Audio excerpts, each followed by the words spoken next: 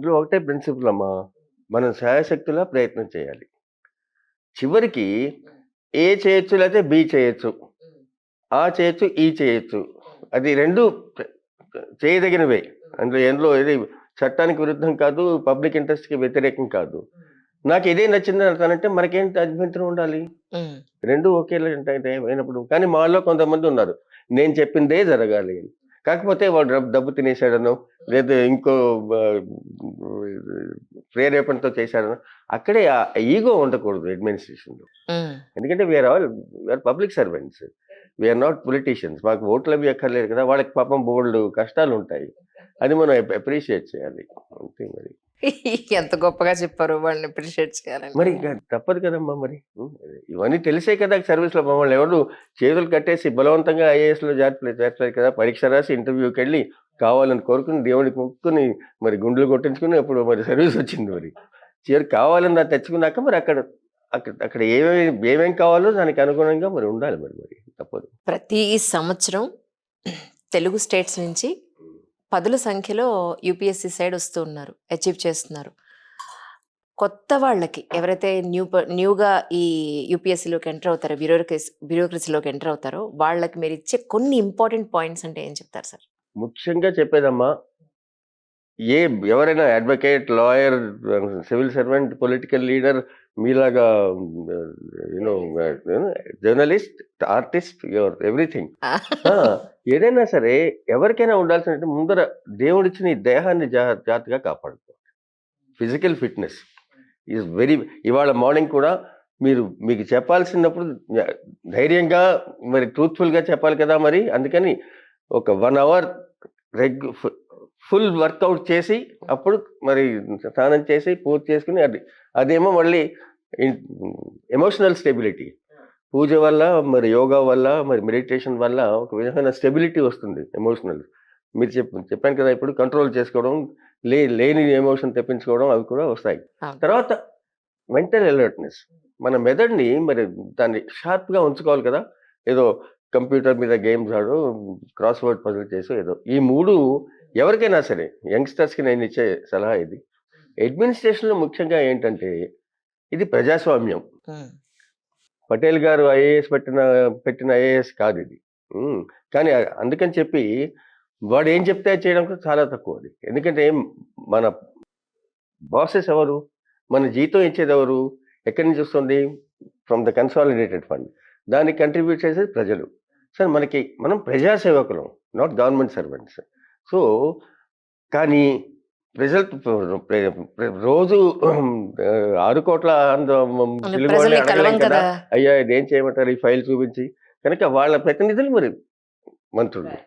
మరి వాళ్ళు చెప్పింది అది శిరోభానికి ఒప్పుకోవాలి. సపోజ్ వాళ్ళు చెప్పింది ప్రజా ప్రయోజనాలు కాని పక్షంలో ఏమైనా సరే చేయకూడదు. దానికి ప్రపంచంలో ఏ కాన్స్టిట్యూషన్‌లో లేని విధంగా ఇండియన్ కాన్స్టిట్యూషన్‌లో ఒక ప్రొవిజన్ ఉంది. ఆల్ ఇండియా సర్వీసెస్ అని. అంతకంటే ఏం కావాలి ప్రొటెక్షన్? మమ్మల్ని ముట్టుకుందుకు లేదు. ఒక చిన్న పనిష్మెంట్ ఇవ్వాలంటే యూపీఎస్సీని అడగాలి. అంత నిజాయితీగా ఉండడంలో ఇబ్బంది లేదు. అస్సలు లేదు. ఏం చేస్తారు? ట్రాన్స్‌ఫర్ చేస్తారు. ఒక ముఖ్యమంత్రి నన్ను మీకు అది కథ ఎప్పుడైనా చెప్పే ఉంటాను లేకపోతే చెప్పండి సార్ ప్లీజ్. అదే కదా మీ జర్నీ తెలుసుకోవాలనే కదా. కృష్ణా జిల్లాలో కలెక్టర్‌గా ఉన్నాను. ఎలక్షన్‌లు వస్తున్నాయన్న విషయం మర్చిపోయాను. బస్సు రూట్లు యుగంధర్ గారు అని ఐఏఎస్ ఆఫీసర్ చాలా గ్రేట్ మ్యాన్.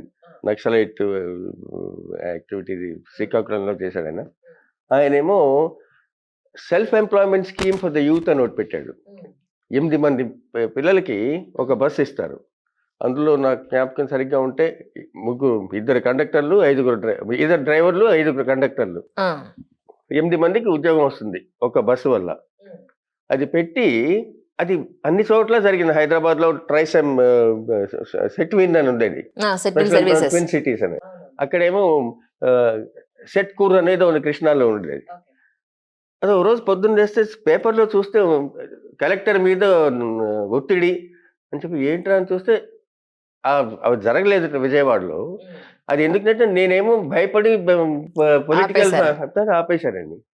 నాకు మరి ఎంతైనా మరి వస్తుంది కదా యువ రక్తం బాయిల్ అయింది.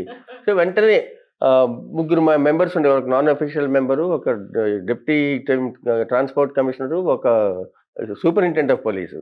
అందరికీ ఫోన్లు చేసి ఫైల్ మీటింగ్ అక్కర్లేదు, ఈ ఒక్క ఇదే అజెండా ఐటెం పెట్టి సర్క్యులేట్ చేయండి అని చెప్పి అప్రూవ్ చేస్తాం. చేయబోతుంటే ఆ డిప్యూటీ ట్రాన్స్పోర్ట్ కమిషన్ కన్వీనర్ దానికి చాలా మంచి, నాకు పెళ్ళి అని చెప్పి మేము టెన్నిస్ అది ఆడుతున్నాం, పెద్ద మనిషి, చాలా honest straight forward man also.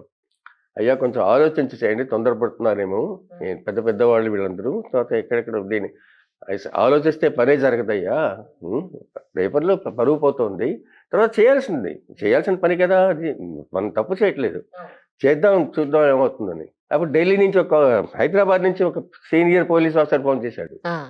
ఏమయ్యా ఇలా అనుకుంటున్నావట, రేపు దీనివల్ల ఏమన్నా ఉంటే నాకు సంబంధం లేదు సుమా, నాకేం రెస్పాన్సిబిలిటీ.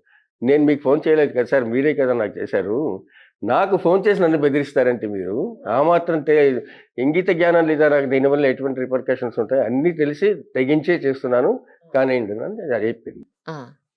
అప్పుడు చెన్నారెడ్డి గారు ముఖ్యమంటే ఆయనకి నేనంటే ఎంతో ఇష్టం. తర్వాత ఎన్నోసార్లు కొట్టుకునేవాళ్ళం, మరి లవ్ హేట్ రిలేషన్షిప్ అది ఎన్నో ఉన్నాయి.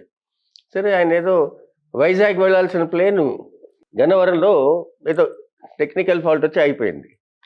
తెలిసి నేను ఎస్పీ పరిగెత్తాం గన్నవరంలో ఎయిర్పోర్ట్లో, ఆ లాంజ్లో ఇప్పట్లా కాదు చిన్నది ఉంది, అక్కడ కూర్చొని టీ తాగుతున్నాం.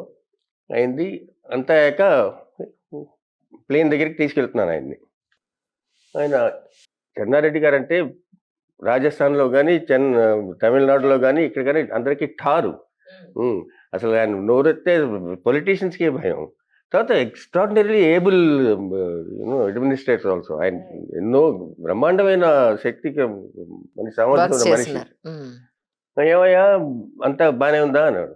బాగుంది సార్, ఇప్పుడే కదా వచ్చాను, 10 నెలలు అయింది, ఇప్పుడే కొన్ని మరి ఇంతకంటే నీకు ఇంటలెక్చువల్ ప్రొవొకేషన్ ఉన్న ఉద్యోగం కావాలని నాకేదో అనిపిస్తుంది అంటే, నాకు అదే లేదు సార్, హాయిగా ఉన్నాను, ఏదో ఇప్పుడే స్టార్ట్ చేశాను, కొంచెం చేయాలని ఉంది. పోనీ ఇంకొక చోటుకైనా వేస్తే వెళ్తా. అదేంటంటే మీరు ఎక్కడికి వేస్తే అక్కడికి వెళ్తాను సార్ అంటే, ఫిషరీస్ కార్పొరేషన్లో సంజీవరావు గారు అని ఎంపీ ఉండేవాడు. ఆయనకి మా బావ హెచ్యుడికి వాళ్ళు క్లాస్మేట్స్. ఆయన ఎప్పుడో సీఎంని అడిగాట, మోహన్ నాకు ఎండీగా వేయమని. అదేమో నాకు చీఫ్ సెక్రటరీ ఫోన్ చేసి చెప్పాడు, సీఎం అక్కడికి వచ్చినప్పుడు ఏమన్నా నేను అడుగుతాడేమో, జాగ్రత్త, నాకు వద్దని చెప్పేసాయని. సో మరి ఫిషరీస్ కార్పొరేషన్కి వేస్తామంటే వెళ్తామంటే, అయ్యా నాకు ఇక్కడ బాగుందని చెప్పాను, ఉంటానని చెప్పాను, ఇంకా తర్వాత మీ ఇష్టం ఎక్కడికి వేసినా వెళ్తాను, వెళ్ళడమే కాదు హ్యాపీగా వెళ్తానని చెప్పాను. అంతే. ఆయన మనసులో ఉంది ఏంటంటే, వీళ్ళు వెళ్ళి వాళ్ళు చెప్పుకున్నారు, ఎలక్షన్లు ఇంకా 10 రోజులే ఉన్నాయి. అటువంటప్పుడు నువ్వేం చేసావంటే, కేవీ రావు అని సబ్ కలెక్టర్ ఉండేవాడు, అతని చేతిలో కర్రలాగా పెట్టుకుని ఈ బస్సుకి 8 మంది చొప్పున 30 బస్సులో ఎంతో అన్నీ నడిపించేశాడు రోడ్స్లో. వాళ్ళేమో సబ్ కలెక్టర్ జిందాబాద్ అనుకుంటూ వాళ్ళు వెళ్ళిపోయారు. మరి వీళ్ళకి మరి అనిపిస్తుంది కదా, వీళ్ళకి మరి పొలిటికల్ పార్టీస్కి ఎంత కంట్రిబ్యూషన్ ఇస్తారో వీళ్ళంతా మనకు తెలియదు. మరి నేను కూడా తొందరపడి చేశాను, తప్పలేదు, చెప్పుకోవాలి. సో అంటే ఆయన వెళ్ళిన 10 రోజులకి ఆర్డర్ వచ్చేసింది. తర్వాత ఎవరో అడిగారు, నీకు సర్వీస్లో అన్నిటికంటే నచ్చిన ఉద్యోగం ఏదయ్యా అంటే ఫిషరీస్ కార్పొరేషన్ అని చెప్పింది. సో అది మనం అన్నిటికీ ప్రిపేర్ అయి ఉంటే అన్నీ మంచివే జరుగుతాయి.